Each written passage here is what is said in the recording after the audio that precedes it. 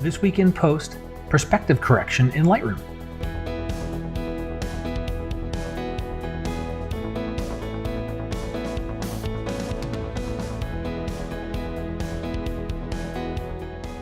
Hey everybody, I'm Scott Davenport. Welcome to In Post. Thanks for joining me today. If you haven't subscribed to the channel, please do so already. You get a new video every week, 2 of them actually, in the field and in post. And I want to get your questions. Please send your questions in anything photography related. Comments in the video below are great. You can also hit me up through my website. You'll get an answer pretty quickly, and you might see your question featured on a future episode. That's kind of what feeds the ideas behind this show. So today, perspective correction in Lightroom. And so I was working through some older photos, and when I travel, I tend to take pictures of architecture quite a bit. You know, at home, I stay around the beaches and so forth, but I really do like architecture photos.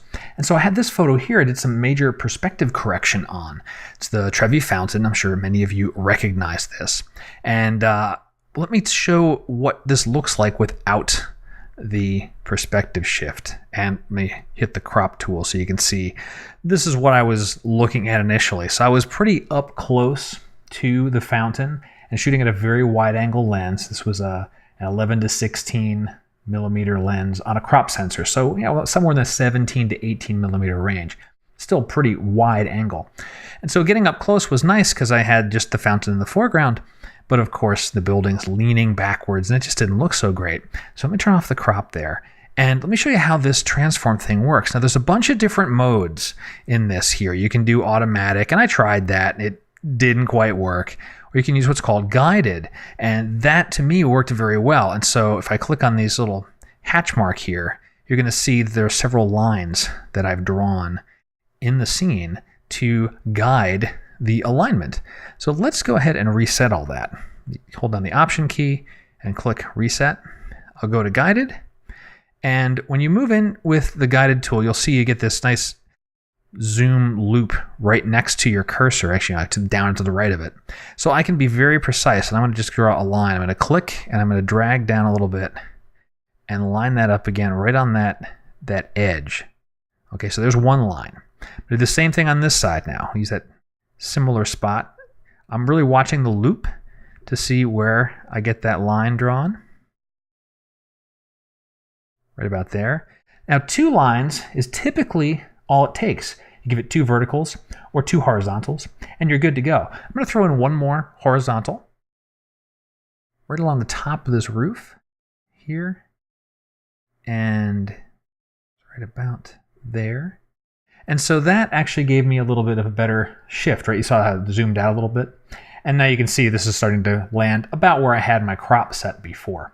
So that in a nutshell is the guided way of doing your perspective correction in Lightroom using the transform pane. Now for the tip of the week, this is probably more of a field tip than a post-processing tip. So obviously transform tool works great to fix up perspectives, but when you're shooting, if you think you're going to do some perspective correction, give yourself a little more room around your subject. You noticed on this one here, if I go back into that crop tool, there is a lot of information that is lost right on the sides here. When we correct the perspective, and Lightroom's not filling in the blanks, it's just straightening out the various pixels. And so I had a kind of a balancing act of trying to get this at the center of my crop and then having good space on the sides without bumping into the dead zone there. And I'm sure part of this was I wasn't perfectly aligned when I took the photo. And part of it is I didn't give myself enough room with the shot for the crop. I could have backed my tripod up a little bit or something like that and give myself a little more leeway. So that's an extra tip for you when you're shooting this type of stuff. If you think you're going to do perspective correction, give yourself a little more space around your subject so when you do crop, you don't have to make trade-offs in blank spaces versus getting the composition that you want. That's going to do it for this week in post. Hope you've enjoyed it. And if you did, let me know somehow. Comments on the video here, shares on social media are always appreciated. Questions through the website, love getting them. Please keep sending them in. And until next time, my name's Scott Davenport. Happy shooting.